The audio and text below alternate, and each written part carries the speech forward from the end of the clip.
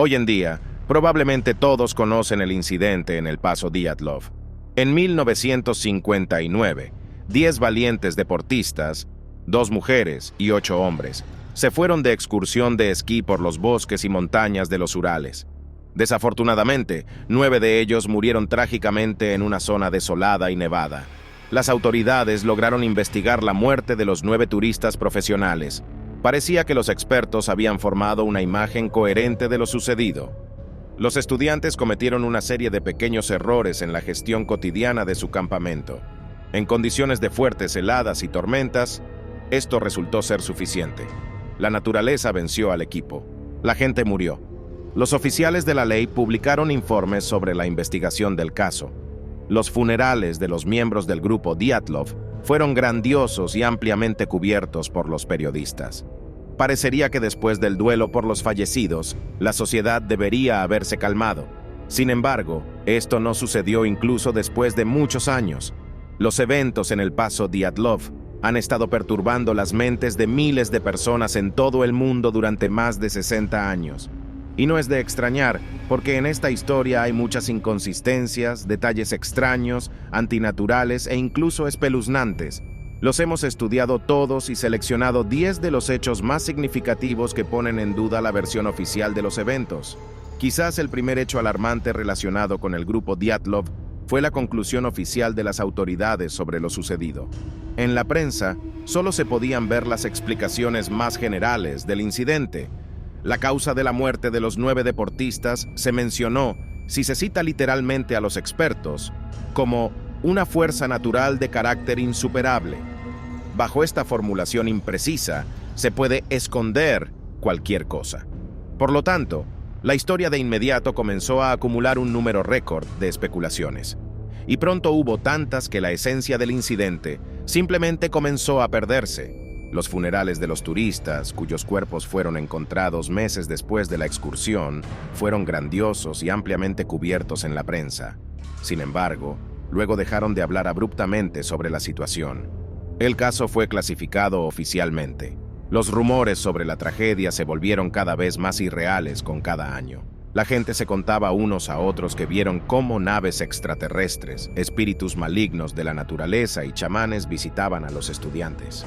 Muchos llamaron a los fallecidos geólogos, afirmaron que vieron heridas de balas, torturas, ácido en sus cuerpos.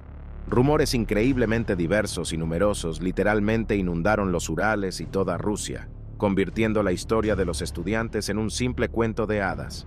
Muchos creyeron que los servicios especiales intentaron distorsionar y erradicar la memoria de la tragedia con la ayuda de la desinformación. En unos segundos, continuaremos desentrañando la misteriosa historia del Paso Dyatlov. Pero antes de que eso suceda, por favor, suscríbase a nuestro canal. Haga clic en la campana, así podrá ver nuestros videos más recientes primero. El grupo del experimentado turista y deportista Igor Dyatlov estaba compuesto por 10 personas. Prácticamente todos ellos, excepto Semyon Solotaryov, de 38 años, eran jóvenes y saludables estudiantes del Instituto Politécnico de los Urales con un montón de logros y ambiciones. Cada uno tenía éxito en sus estudios y otras áreas y contaba con una sólida experiencia en turismo y títulos deportivos. Planeando su primera excursión de invierno a los Urales, los chicos desarrollaron una ruta inusual. Se clasificaba como de categoría 3, es decir, la más alta en términos de dificultad, e implicaba un recorrido de no menos de 300 kilómetros en esquís a través del bosque invernal. Con motivo del 21º Congreso del Partido Comunista de la Unión Soviética, el equipo quería hacerse famoso y obtener nuevos títulos deportivos. El plan de excursión aprobado por la comisión oficial implicaba que el grupo pasara por la base de la montaña Kolat-Syakhl. En la era soviética, cuando eran populares las ideas del materialismo y el ateísmo, se le llamaba brevemente Altura 1079. Pero los representantes del pueblo Mansi, que han vivido en las montañas de los Urales durante miles de años, llamaban a este lugar en su idioma Montaña Muerta. Durante el período soviético, se alentaba la creencia de que tal nombre significaba una escasa vegetación en las laderas. Sin embargo, los residentes nativos cuidadosamente conservaban leyendas de que, durante decenas de miles de años, Kolat-Syakhl había estado quitando vidas humanas. Pero no siempre. solo cuando precisamente 9 personas la visitaban juntas. Los primeros en ser víctimas, según los ancianos, fueron los Mansi, escapando de una gran inundación hace 13.000 años. Luego, malvados brujos de una tribu enemiga, asesinados por los Mansi y dejando en las laderas a sus ayudantes espirituales. Se puede creer en antiguas leyendas o, como los miembros del grupo Dyatlov, ser escépticos. Pero la realidad de alguna manera confirma la leyenda. Como se escribió en los diarios de los turistas, encontrados en el lugar de su muerte, los problemas en la excursión comenzaron de inmediato, tan pronto como quedaron solo 9 participantes. Un miembro del equipo, Yuri Yudin, se enfermó y regresó a la ciudad.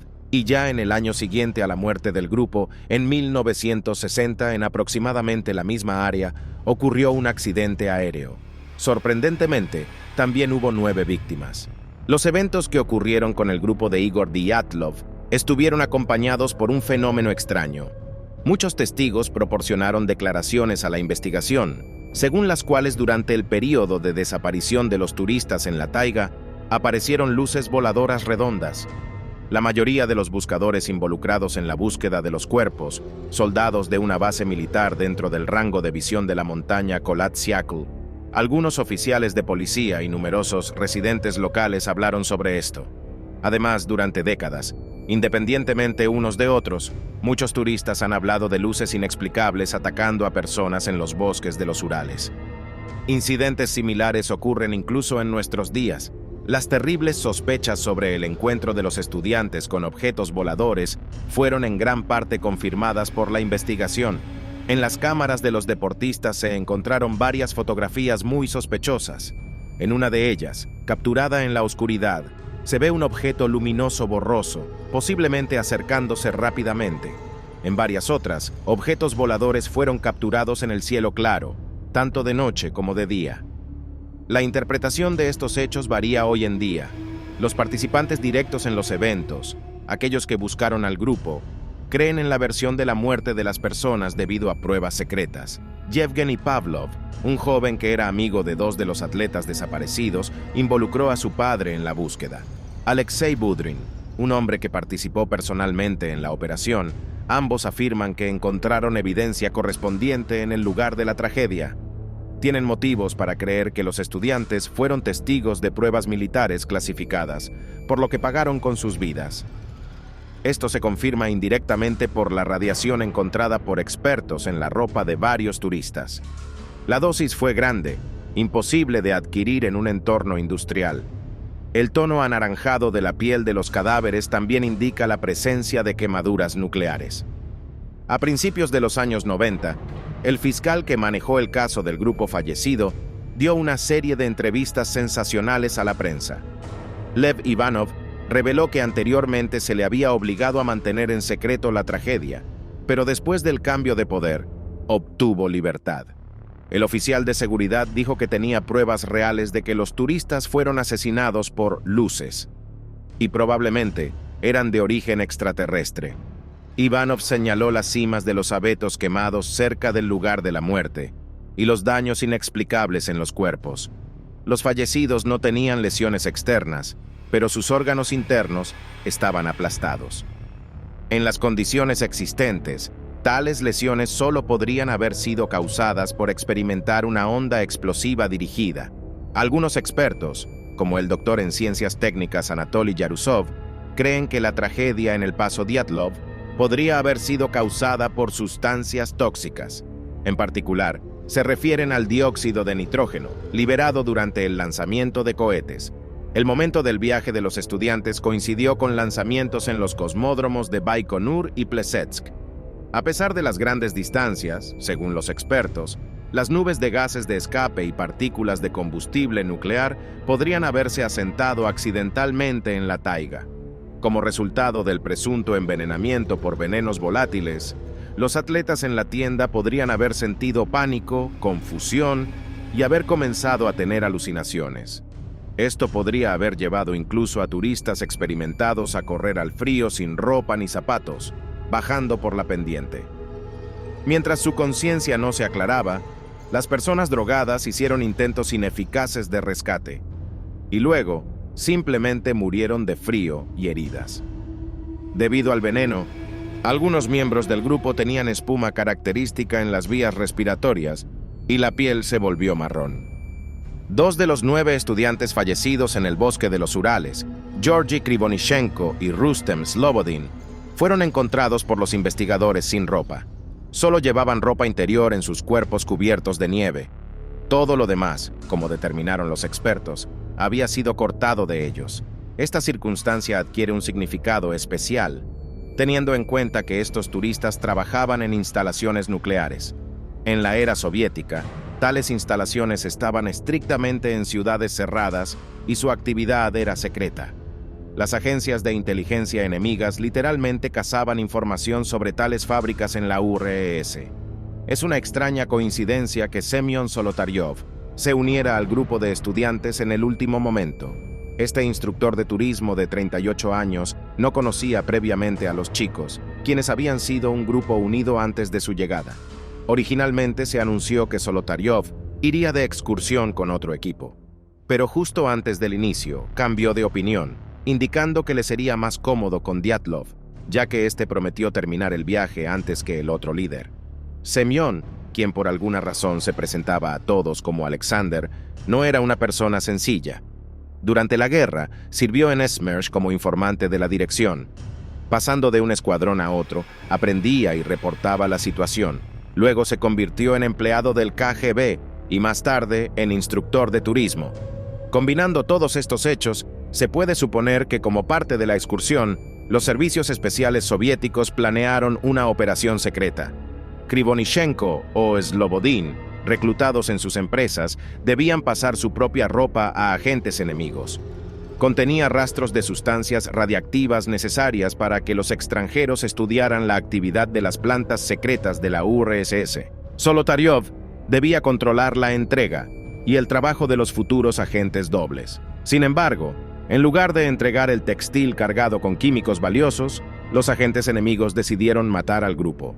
Naturalmente, esto tenía que hacerse de manera encubierta. Por lo tanto, simplemente obligaron a los turistas a abandonar la tienda y correr al bosque. Después de cortar el refugio para que los estudiantes no pudieran salvarse y tomando la misma ropa, los extranjeros desaparecieron. Durante más de 3 semanas, mientras se buscaba a los fallecidos, las huellas de los atacantes en esquís fueron suavizadas por fuertes nevadas. Como es sabido, en la época soviética, en la mayoría de las organizaciones se cultivaban la disciplina y el sacrificio, y la escasez de personal era un fenómeno raro. Por lo tanto, los numerosos retrasos y errores en la investigación del destino del grupo Dyatlov parecen muy extraños. Primero, el supervisor de la excursión ocultó a sus superiores la falta de llegada del equipo al destino, el pueblo de Vitsay. El funcionario presentó un informe falso sobre la llegada de los estudiantes, enviando un telegrama a Sverdlovsk. Solo los familiares de los atletas dieron la alarma. La búsqueda solo pudo comenzar el 6 de febrero, mientras que se esperaba al grupo para el 3 o 4. Luego, a pesar del gran número de voluntarios involucrados en la operación, los primeros cuerpos solo se encontraron alrededor del 20 de febrero. Durante la investigación de la muerte de los turistas en la ciudad de Ivdel, 2 fiscales involucrados en el caso se volvieron locos. En su lugar, se nombró a un nuevo especialista, Lev Ivanov. Años después confesó que las autoridades le indicaron directamente qué escribir en las conclusiones. En 1959, cuando el caso fue transferido a Sverdlovsk, otros 2 policías se suicidaron, dejando notas con contenido muy extraño. Más tarde, el KGB clasificó los materiales. Considerando que el caso no estaba relacionado con intereses estatales, los fallecidos eran solo estudiantes, no científicos o militares, esto parece muy extraño. Muchos hechos ampliamente conocidos indican que una investigación rápida y correcta de los eventos en el paso Dyatlov no era conveniente para las autoridades. La investigación oficial de la muerte del grupo Dyatlov concluyó con la publicación de las conclusiones de los investigadores. En ella se escribió que los turistas murieron debido a la caída de una pequeña avalancha local de un tipo especial. Se llama tabla de nieve y significa el deslizamiento de una placa de nieve densa sobre una capa de nieve suelta. Los deportistas cavaron demasiado profundo en la nieve en la ladera de la montaña para poner la tienda. La capa de precipitación se agrietó y cuando el viento trajo más nieve, se volvió demasiado pesada y cayó. Las personas asustadas y somnolientas abandonaron apresuradamente su refugio cálido. Temiendo otro deslizamiento de la pesada capa, se apresuraron a refugiarse en el bosque al pie de la montaña. Esta teoría indirectamente confirma la presencia y naturaleza de las lesiones en algunos de los turistas. 3 miembros del grupo tenían fuertes fracturas internas y hematomas, rupturas de órganos, pero la piel estaba intacta. Sin embargo, muchas personas no creen que los estudiantes fueran asesinados por la naturaleza, y hay varias razones para esto. En el lugar de la tragedia, la pendiente no era muy pronunciada, alrededor de 20 grados. Las avalanchas son posibles allí solo en caso de fuertes nevadas. Y los meteorólogos dijeron que no hubo tales precipitaciones durante la excursión de los estudiantes. Cuando los rescatistas encontraron la tienda, solo estaba cubierta con unos 20 centímetros de nieve, y no en todas partes. Todos sus soportes, palos de esquí, excepto uno, estaban en su lugar. Esto lo demuestran las fotos del proceso de montaje de la estructura tomadas por los atletas. Si hubo una tabla de nieve, ¿dónde fue? Tampoco había rastros de su movimiento adicional cuesta abajo.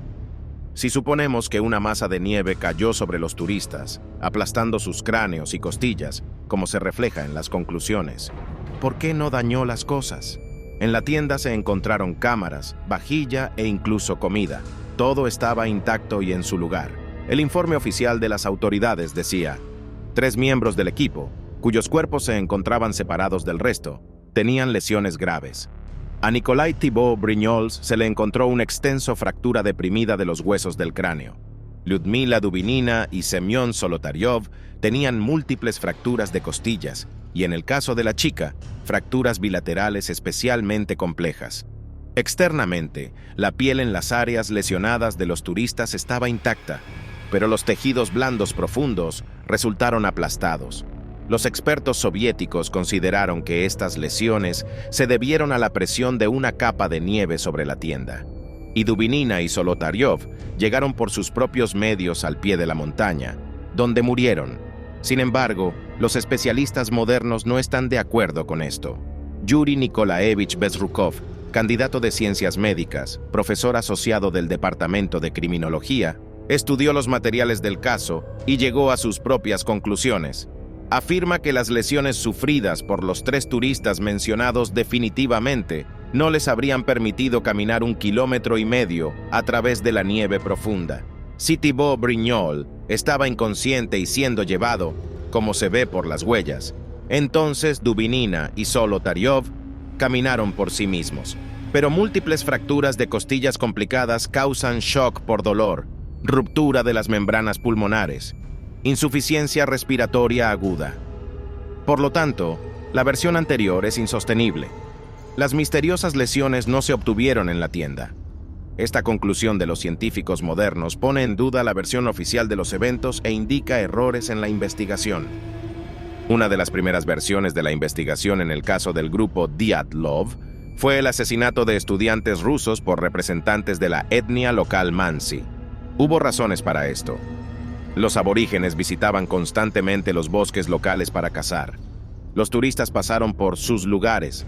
En las fotos se capturaron marcas rúnicas en los árboles, almacenes y bastidores de secado de los locales. Los Mansi creían en espíritus y mantenían santuarios en las montañas. Consideraban a Kholat Syakhl como un lugar de descanso para los antepasados. Un oficial de policía local fue informado de que varios Khants vivían como ermitaños en el bosque. Los representantes de este grupo étnico son conocidos por su agresividad. Un año antes de la tragedia con los turistas, varios Mansi mataron a una maestra rusa, congelándola en un río. Como mujer, había visitado sus lugares sagrados, profanándolos. Los partidarios de la versión de la culpa local presentan las siguientes evidencias. Durante la era soviética, admitir religiosidad podría provocar la represión de familias enteras. Por eso, todos los Mansi unánimemente afirmaban que los estudiantes no hirieron sus sentimientos al pasar por senderos apartados. Si el poder hubiera sido diferente, Quizás alguno de los locales no hubiera temido testificar sobre un conflicto en base religiosa. La mayoría de los turistas fueron encontrados en ropa muy ligera y descalzos. Nadie dormiría así en el frío. No encendieron el horno, eso es un hecho conocido. Quizás por la noche, los Mansi los sacaron de la tienda y los obligaron a desnudarse.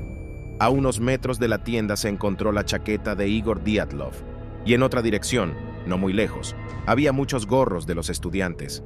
Como cazadores experimentados, los asesinos podrían no haber dejado huellas o haberlas destruido. Al examinar el cuerpo de uno de los miembros del grupo, Yuri Krivonishenko, se encontraron en su bolsillo fragmentos de alambre de cobre y cinta rosa. Tal vez él deliberada o accidentalmente saqueó un santuario Mansi o dañó su amuleto. Las tecnologías modernas de procesamiento fotográfico permitieron a los entusiastas obtener nuevos datos. Uno de los investigadores notó en las fotos tomadas por los deportistas objetos extraños. Uno de ellos se asemeja a un amuleto tradicional Mansi, colgado en un abeto. Otro incluso parece la cara de una persona con una capucha rígida, como las de las pieles de reno de los locales. Como ya se mencionó, la excursión de los Urales del grupo Dyatlov tenía el grado más alto de dificultad. Su ruta fue aprobada por una comisión oficial. El evento estaba destinado a otorgar a los participantes el título de Maestro de Deportes en Turismo. Por lo tanto, solo se permitió la participación de personas experimentadas, bien preparadas y completamente saludables. Todos los miembros del grupo Dyatlov tenían títulos deportivos, numerosas victorias y logros, y habían pasado exámenes teóricos estrictos sobre la supervivencia en condiciones difíciles. Por lo tanto, las acciones de los turistas, más tarde confirmadas por la investigación, parecen ilógicas para los expertos. Al darse cuenta del hecho del deslizamiento de nieve desde la cima de la montaña, los estudiantes se apresuraron cuesta abajo. Incluso un turista principiante sabe que eso no se debe hacer categóricamente. Una avalancha alcanza instantáneamente en una trayectoria directa. Solo se puede escapar de ella yendo de lado, es decir, yendo en direcciones alejadas de la cima. ¿Por qué los deportistas competentes olvidaron esta regla? Es desconocido. La actividad del grupo originalmente no estaba orientada por tiempo. El equipo se movía a lo largo de la ruta con retraso. Aparentemente, por esta razón, el líder se permitió ordenar el comienzo del ascenso a la montaña muy tarde, a las 3 de la tarde. Era obvio que no se llegaría a un lugar conveniente para pasar la noche antes del anochecer. La tienda tuvo que ser montada en una pendiente ventosa sin vegetación, con mucha prisa. Debido a esto, los turistas cavaron demasiado profundo la base del refugio, rompiendo la integridad de la capa de nieve. Los turistas experimentados se preguntan por qué Dyatlov y sus subordinados decidieron refugiarse del viento en el bosque. Había 1,5 kilómetros hasta allí por la pendiente nevada.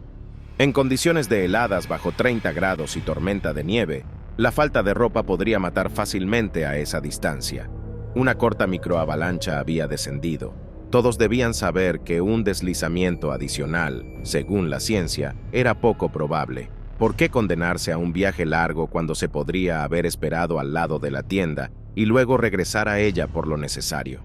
Obviamente, al dirigirse al bosque, los chicos planeaban usar su almacén. Sin embargo, en realidad, fueron en la dirección completamente opuesta. Según las huellas, no hubo pánico ciego entre los turistas. Entonces, ¿por qué ninguno de las 8 personas restantes conscientes se orientó en el terreno cruzado? ¿No entendió el error? El descenso al bosque toma al menos 1 hora. En ese tiempo se podría haber pensado en el camino correcto. Los eventos de 1959 en el Paso Dyatlov aún provocan muchas discusiones. ¿En qué crees tú? ¿Qué hipótesis de los expertos te parece más cercana? Exprésate en los comentarios. Gracias por ver y hasta la próxima.